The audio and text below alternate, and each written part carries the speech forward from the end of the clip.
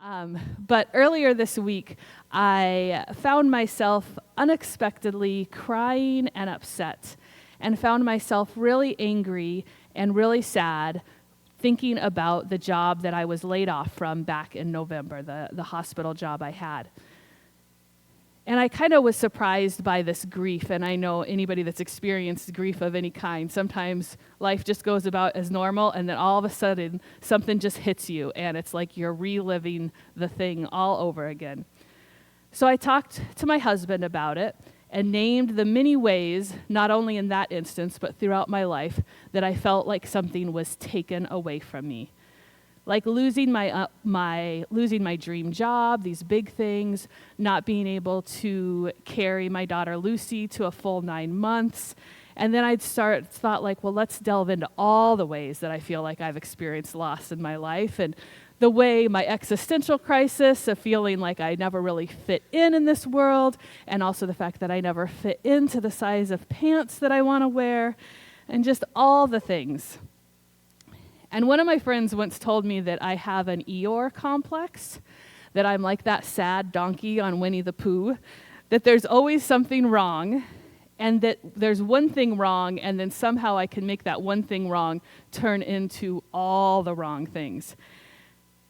And in my bemoaning that night, I felt lonely and separate from the goodness in my life. I felt like a person that was getting cheated out of what they deserve in life. And I also felt like, but nobody else experiences this. Everybody else gets what they want. Why don't I get what I want?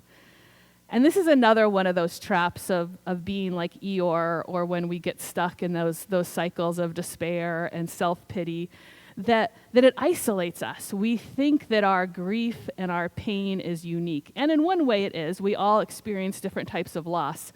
But that's the reality. We all experience loss. None of us are alone in that reality. Eventually, I wiped my tears and went to go spend some time with my parents. And I got some Oreos and tried to make it look like I wasn't crying. But of course, it didn't work.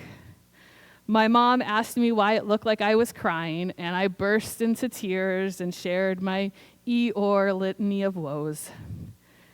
My parents acknowledged my grief, and they told me a couple short stories of how they've experienced similar things in their lives. And then my dad got me my favorite ice cream cone.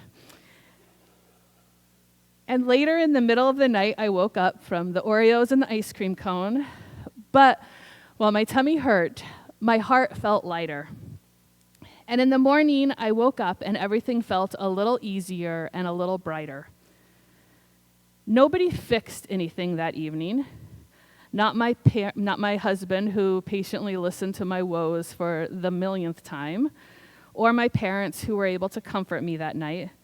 None of them got me back my job magically. No one can. And I can't go back and undo a decision that I wasn't in charge of. But what my family did that night, they were part of my healing. A little piece of that healing. They lightened my burden for that evening and helped me kind of shift that weight of grief so that I could walk a little lighter and a little easier the next day. Today we are presented with two miraculous stories of healing. When I read these stories, and when I've heard them before, I get easily sidetracked by the details, and I assume you do too. Because these stories don't match our version of reality. As a hospital and hospice chaplain, and just as a human, I have witnessed many people with deep faith pray for miracles, and still their medical journey plays out in the way that no one wishes. There's a loss of ability, a loss of health, and loss of life. And so the question is, what do these stories, how are they relevant to us when miraculous cures are rare at best? And like usual, what we need to do is put ourselves back in that gospel time, back in that context, and think about the authors writing these stories and highlighting these stories of Jesus, and ask what they were trying to teach us by the whole story. In each of these stories, we have these really unique instances of healing. We have a woman who basically had an irregular and likely painful period for 12 years of her life. And in that time, having your period in just a regular way meant you were unclean for that period of time. So to have it for 12 years meant you were always unclean. You were separate from the community. You could not be a part of your community, your people. You were unclean. And so she would have been ostracized from her community, and she would have lived in a lot of shame. She would have been shamed both by her people and likely because of all that shaming, experienced a lot of internalized shame. And that's why she sought Jesus out in secret. She knew that there was this person that could do something, but her shame didn't allow her to come and ask for it. So she snuck and touched him and got that healing. On the flip side, we have this powerful man, this leader of the synagogue, who his daughter is very sick. And because of his place of power, he was able to come and run right toward Jesus and ask for Jesus to come and heal his daughter. In both of these stories, it's important to understand the words that are used and the things that are asked. The word that Jesus provides doesn't translate easily into our language, but it's not a cure. It's a kind of a mix of a word that means healing and salvation. And so that's what Jesus was doing both to the woman and to the daughter. And at that time, there was obviously a very different understanding of medicine and medical cures. And it typically that was not, traditional medicine wasn't, or our medicine was not around at that point. And so they tended to look for faith healings as opposed to like medical healings. And so that's what Jesus is talking about in this story. And in the context of healing and salvation, it means you're being restored. You are being brought into right standing with your community. You are becoming whole because you fit back into society. And this was the most important reality in Jesus' time, to be in right standing with your community.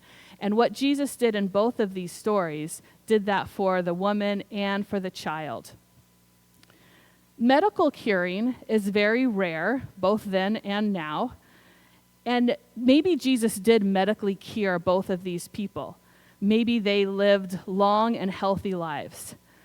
But we also know the reality is that at that time, only about 40% of children would live into adulthood.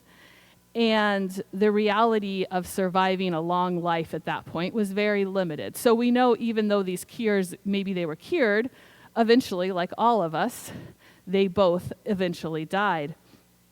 But they were healed.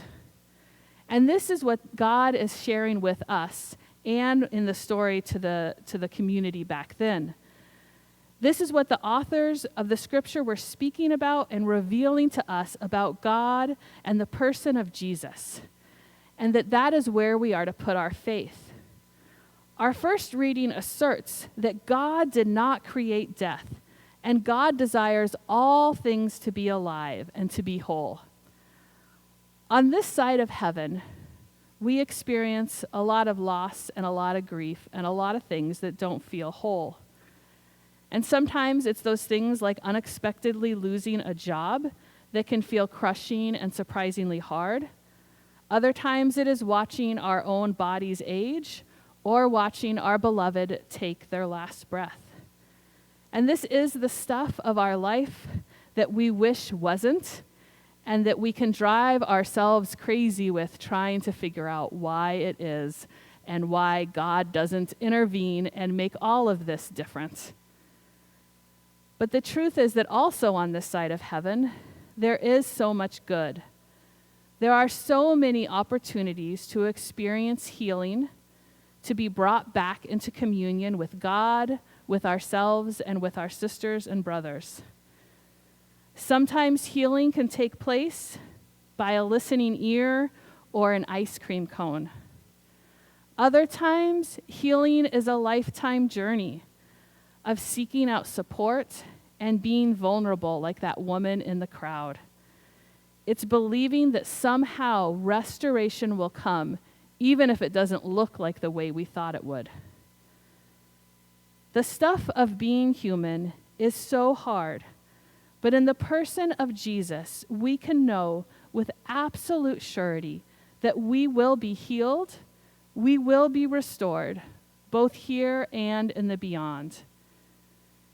And faith asks us to be like that hemorrhaging woman or the grieving father, to reach out to God and to accept the help that comes, even when it is in hidden, quiet forms, whether it's a friend willing to listen or a neighbor willing to do a chore. And faith also asks us to be like Jesus. We are his disciples.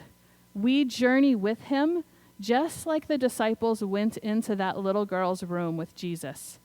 We can bring healing and hope by listening, sometimes speaking, and showing up and honoring the vulnerability and tears of others.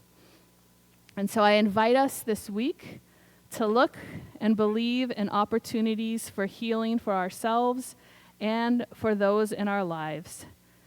There is no cure for being human, but it's 100% certain that there is healing and hope in this world.